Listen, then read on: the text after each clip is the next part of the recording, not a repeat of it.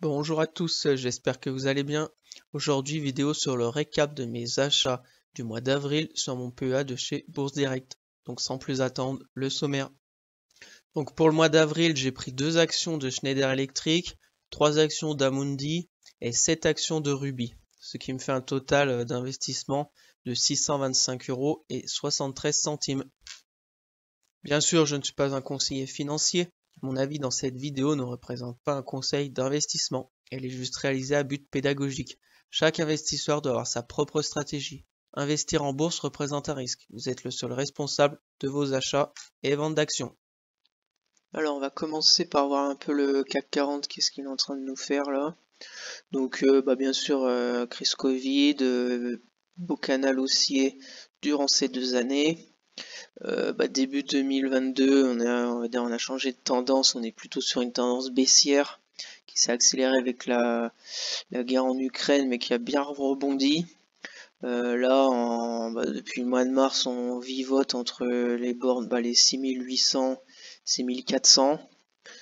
Voilà, on est toujours un peu baissier, mais bon, on est plutôt là en formation de range, de neutralité.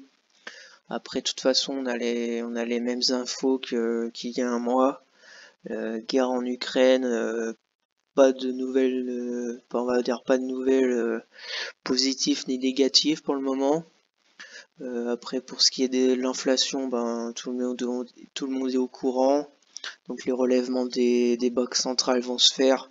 Donc je pense que ça va pas trop faire bouger le marché. Et puis par contre, on a le confinement en Chine qui peut faire mal, mais bon, dernières infos, là, les contaminations au Covid sont plutôt bien à la baisse, donc espérons que la Chine réouvre pour tout ce qui est matières premières et tout.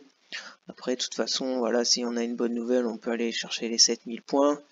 Donc si on a une mauvaise nouvelle, on peut très bien aller sur le plus bas de cette année 2022 qui était les 5800. De toute façon, je pense que cette année, ça va jouer entre les 6008 et les 5008.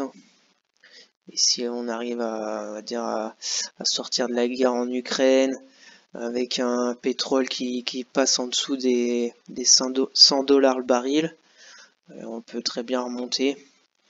Mais bon, voilà ce qu'on pouvait voir rapidement avec le CAC, qui pour moi, je pense, va vivoter encore des mois. Donc passons avec Schneider Electric. Donc j'ai pris 2 actions de Schneider Electric le 25 avril. Voilà, je crois que je les ai pris à 138 €. Voilà, donc pourquoi j'en ai pris? Parce qu'elle avait bien baissé. De toute façon, comme on voit avec le graphique, on est sur une vraie tendance baissière là, avec des bas toujours plus bas. Avec là, ça fait 7 jours qu'on a que des bougies rouges. Ça fait plus d'une semaine que Schneider ne fait que baisser. Donc voilà, donc très pauvre. Je me suis mis un autre support là, qui était avec l'invasion de la Russie sur l'Ukraine, vers les 121 €. Voilà, très probable qu'on y aille. Après, voilà, de toute façon, Schneider, les fondamentaux sont plutôt très bons. Donc je me fais pas de soucis pour Schneider qui avait monté quand même énormément, hein. Si on se met en weekly, on voit bien qu'on a eu une sacrée hausse après Covid. Donc là, on est en train de respirer, même si ça a bien baissé quand même de son plus haut jusqu'à là. On est quand même à moins 27% quand même, c'est pas rien. Mais bon, on est sur la moyenne mobile 100. Est-ce qu'on va rebondir? Je pense pas. Je pense qu'on peut encore baisser. Donc voilà, affaire à suivre. Moi personnellement, je me suis tracé quelques supports.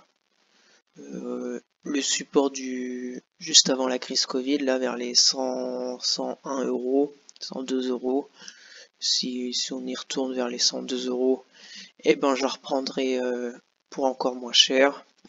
Et puis voilà, et puis on verra quand est-ce qu'elle fera un changement de tendance pour repartir à la hausse. Mais bon, pour Schneider, je me fais pas de soucis. Voilà pour Schneider Electric.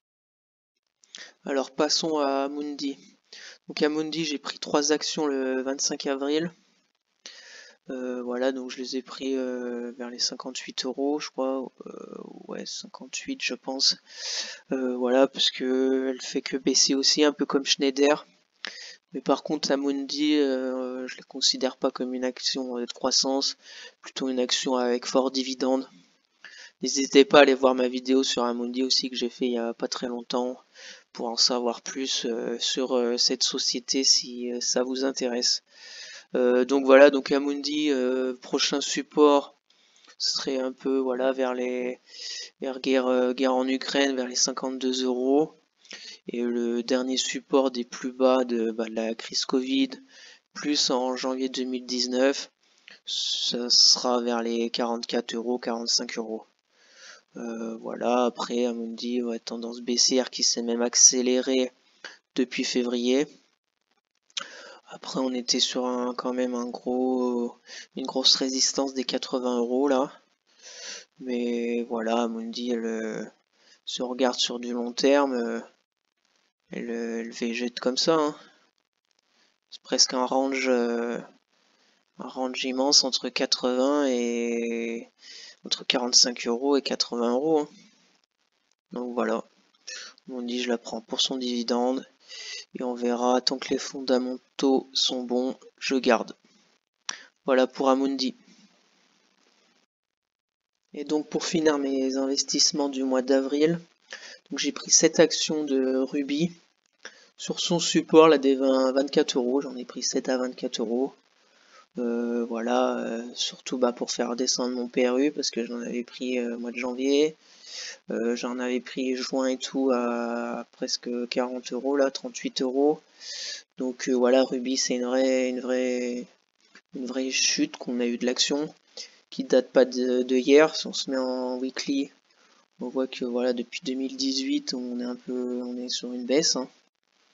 On a baissé, on a rebondi, on a rebaissé, on a un peu rebondi, rebaisse, rebond, et là on est encore sur une baisse. Voilà, maintenant faut espérer que ce dernier support des 24 euros tienne le coup pour repartir en marche avant et sortir de ces 30 euros là.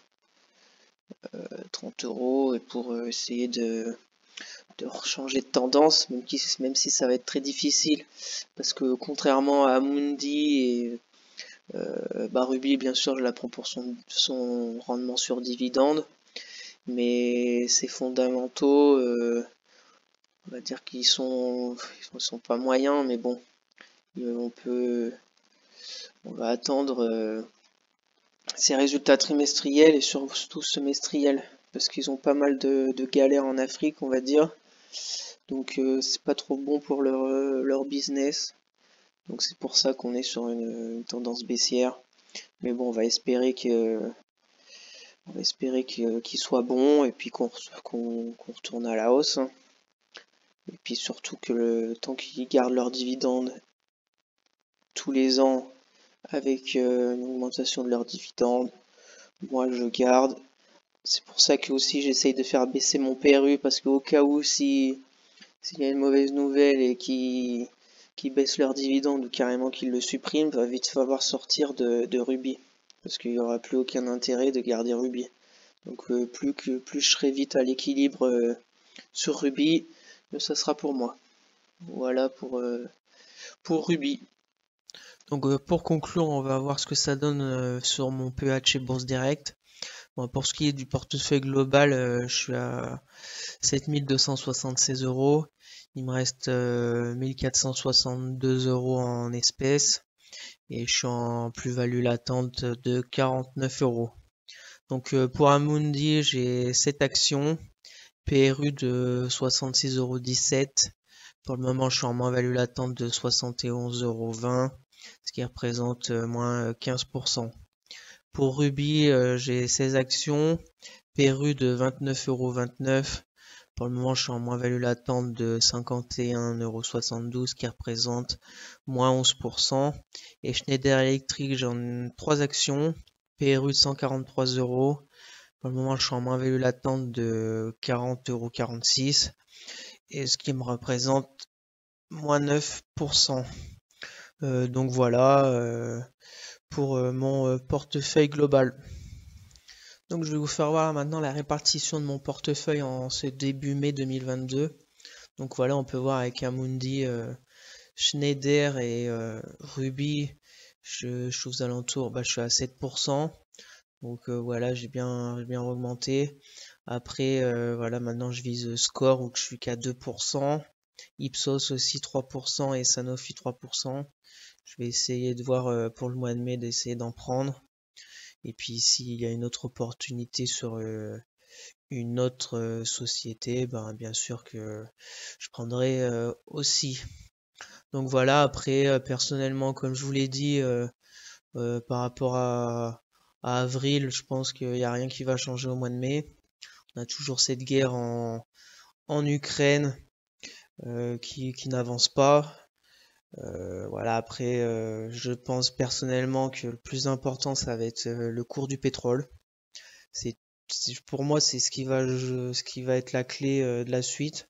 Si on a un embargo sur le pétrole russe et que le baril du pétrole atteint, je sais pas, les 140 dollars, et tout va s'enchaîner. On aura une inflation qui va vite augmenter. On aura les banques centrales qui vont s'affoler à cause de l'inflation, donc elles vont peut-être remonter leur taux.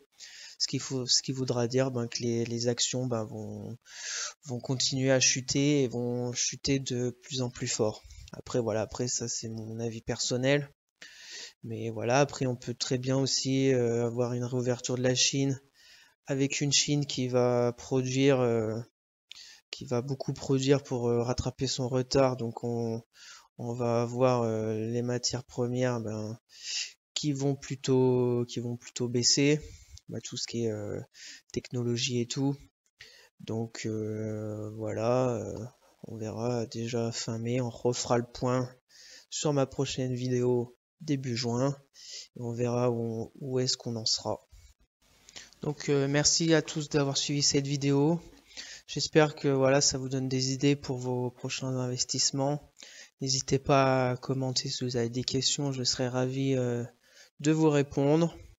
Et puis voilà, n'hésitez pas à vous abonner, à partager, à liker la vidéo, ça fait toujours plaisir. Et puis à la prochaine pour de nouvelles vidéos. Allez, bye!